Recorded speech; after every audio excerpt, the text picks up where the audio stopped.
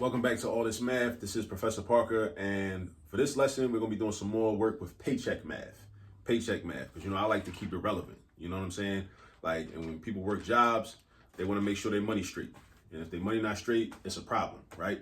So I want to make sure you know how to do the math so you can ensure and verify that your money is straight, all right? So nobody, can't nobody lie to you and tell you, your paycheck's supposed to be this when you know it's supposed to be that, So I want you to be empowered. I want you to be educated so that you can do the math. All right. Now, the next problem, and you can read along because the actual problem is printed out. It's in the description. The problem is in the description, right? It's typed up in the description underneath of the video. So you can read along as I read it now out loud. So the problem says this: find the hourly rate. Oh, I like this problem. This one gonna make you think. All right. It says find the hourly rate of pay based on weekly earnings. All right, find the hourly rate of pay based on weekly earnings. Now, the weekly earnings are $227.55. So $227.55. And that is for 37 hours. So this person didn't work a whole 40 hours in a week. They didn't work 30 hours. They didn't work 35. They worked 37 hours. So the weekly pay or the weekly earnings is $227.55, right? So let's write that down. So write down $227.55, right? Now, that's for how long? How many hours? For 37 hours, right? So what we want to figure out is what's the hourly rate, right? How much are they making per hour? Per hour. Understand that phrase, per hour.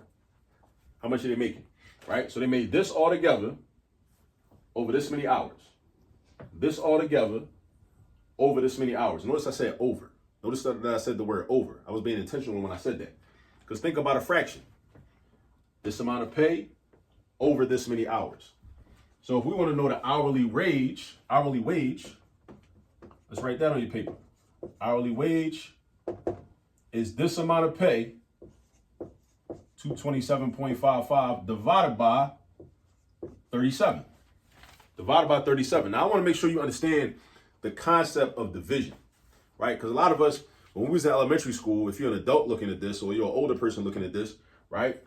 You might have learned how to divide, but you might not have learned the concept of division and what's really happening, right? So that's why a lot of times we don't know when we get a word problem, like such as this, you might not know if you should divide, multiply, add, or subtract.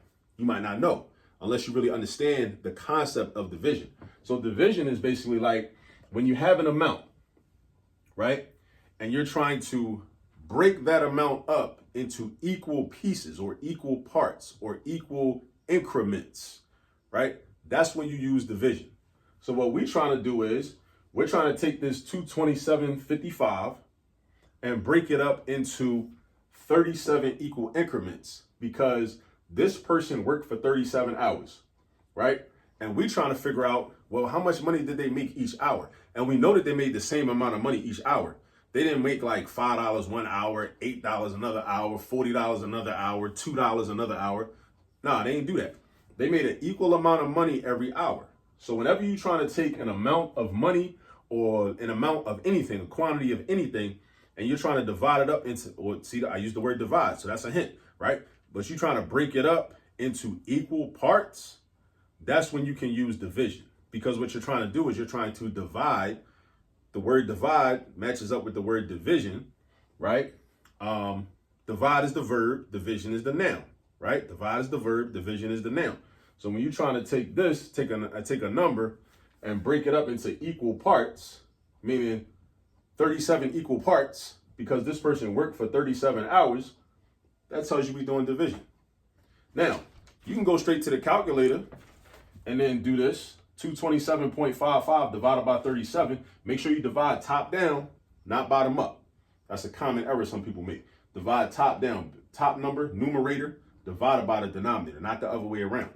So you go top down, and you're going to have $6.15 per hour.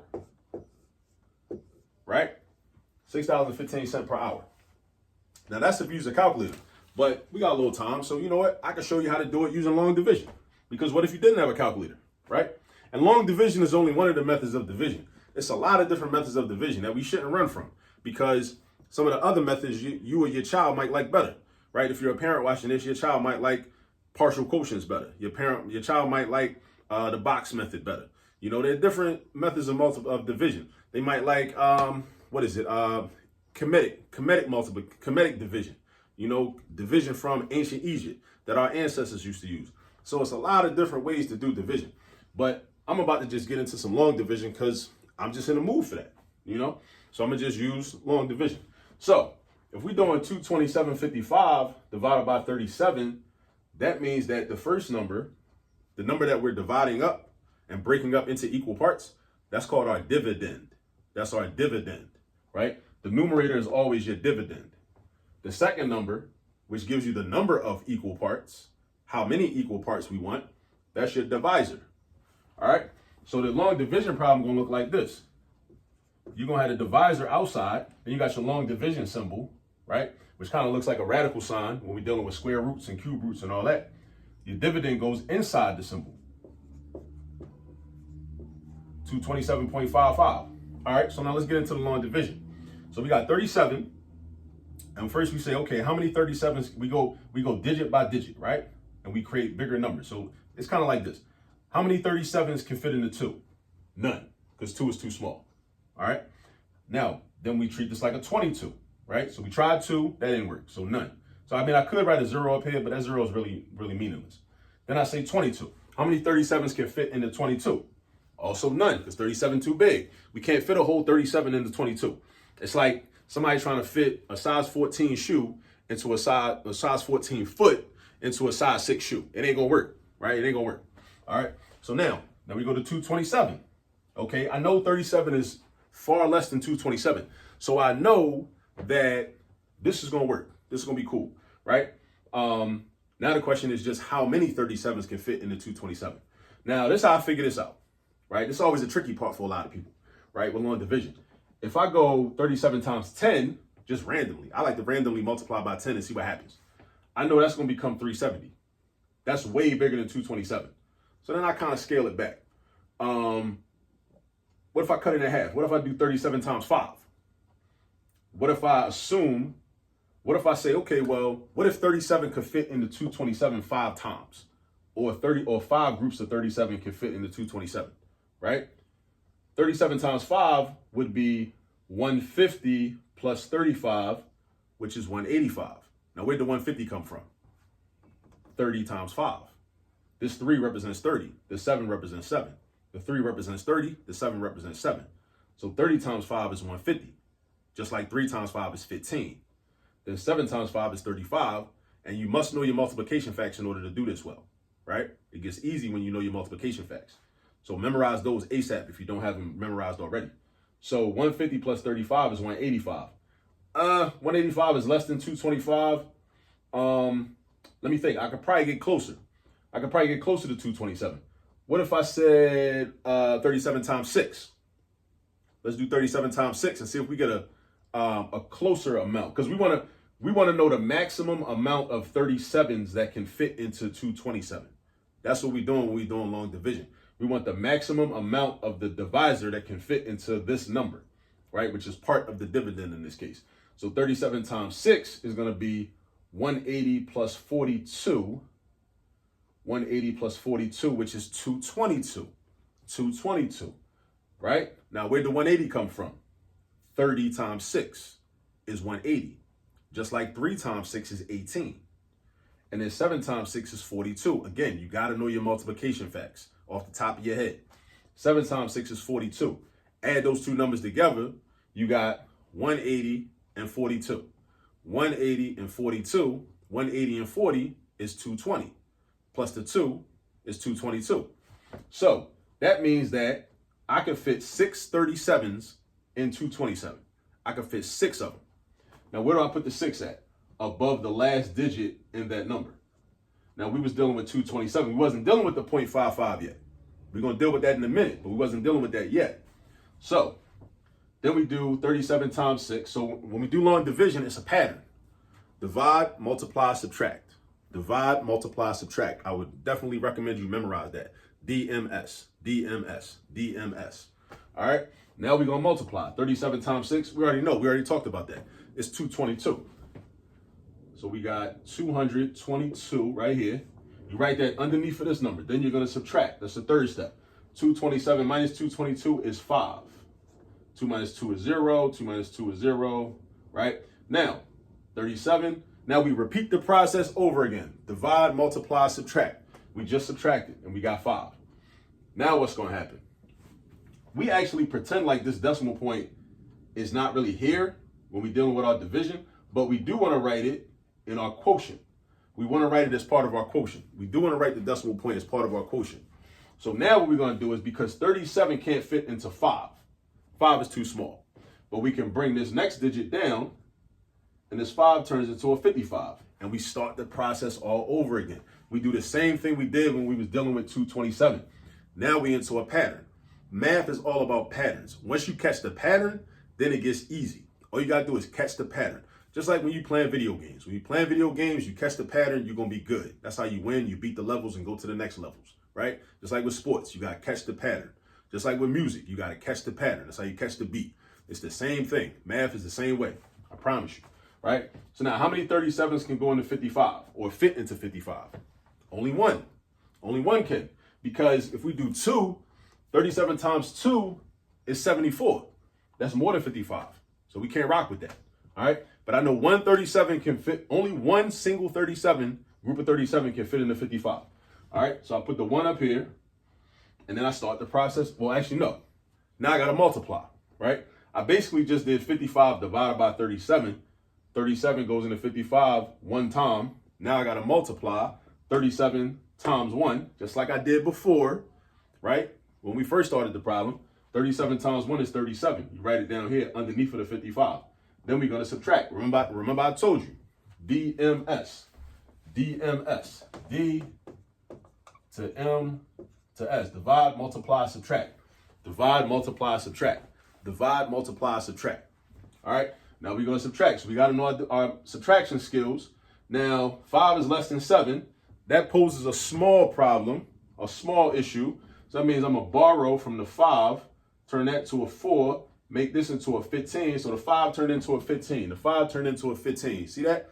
The 5 turned into a 15 because I want my top number when I'm doing subtraction vertically. I want my top number to always be bigger than my bottom number.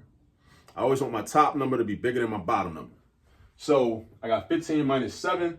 That's going to be 8. We also need to know our subtraction facts. We should have 15 minus 7 memorized. All right. Now, then we go over here, 4 minus 3. That's cool. 4 is bigger than 3. 4 minus 3 is 1. So now I got 18. All right, now I got 18. Now we about to start the process over again. DMS. We just subtracted, so now we back to division. So now I want to see, can I do 18 divided by 37 and get a whole number? I can't, because 37 is too big. 37 can't fit into 18. 37 cannot fit into 18. 37 cannot fit into 18. But what I can do is this. I can take this 5 right here. That's part of the dividend. Bring you down. Now I got 185. Now I got 185. All right. Now I got 185. So now I seem to recall. Now this how I figure out how many 37s can fit into 185. If I started out early in the problem with 227 and we realized that 6 37s can fit into 227, what's going to happen? Like, how much is it going to be if 5 37s? If you have 5 37s, how much is that? Right? I know it's got to be less than 6 because 6 of these fit into 227 and 185 is less than 227. But it's not that far off for real. It's not that far off. So let's see what happens. Let's see if 5 of these can fit into 185. I kind of do multiplication to figure it out. So let's do 5 times 37. 5 times 30 is 150. 5 times 7 is 35. Oh, lo and behold, 5 of these exactly fit into 185. So 37 times 5 is 185. So that means we put the 5 up here. Then we multiply. We get 185 because we just figured that out. And then we're going to subtract because that's our last step. 185 minus 185 is 0. So our remainder is 0. That's what we left with. And we all out of digits. There's no more digits to bring down, right? So that is proof that the hourly wage is $6.15. Now, it's good to know how to do that. It's more efficient to just use a calculator. But Using a calculator is good, it's more efficient, but it's important to know how to do the math manually. It's important to know how to do the math manually. Once you know how to do the math manually, then I suggest start using a calculator. But make sure you know how to do the math manually. And if you don't prefer long division, I suggest you learn it, but also experiment with some of the other methods like partial quotients, the box method, area models. Use area models for division. Also, like I mentioned earlier, kinetic division. You know, it's a lot of different ways to do division. All right, there is more than one way. So even though, like, you know, in my era, we learned long division and that was it. That's all I was taught. I don't know what some people were doing in other schools, but I can only speak for myself. Elementary school, we learned long division and that was it. So that means that, like we said earlier, the hourly wage is $6.15 per hour. $6.15 per hour. And that's how much the paycheck is. The whole paycheck for the week was $227.55. But again, taxes haven't been taken out. FICA hasn't been taken out. Any other deductions, right? Social Security tax, city wage tax, state tax, federal tax, all of that. If that is being taken out, it hasn't been taken out. This is gross. This amount is probably gross. You know what I mean? Meaning gross is the amount before any deductions have been taken out. All right. And it's just a little bit of paycheck math. All right. But before I go, check out my t-shirt. This t-shirt pays homage to the late Shirley Chisholm. Shirley Chisholm was a sister. She lived in Brooklyn. Her family, I believe, was from the Barbados. She was a politician, I believe a Brooklyn congressman, state legislator from Brooklyn. She might have been federal. I'm not sure. I need to look that up. But she ran for president. She actually ran for president in 1972. So definitely look into her, look into the work she did. She was doing back in the 1960s, 1970s. Familiarize yourself with Shirley Chisholm. Shirley Chisholm. All right. Go do your research, do your Googles, do whatever you're going to do. But make sure like you familiarize yourself. All right. Get some practice with paycheck math, and I'll see you on the next video. Peace.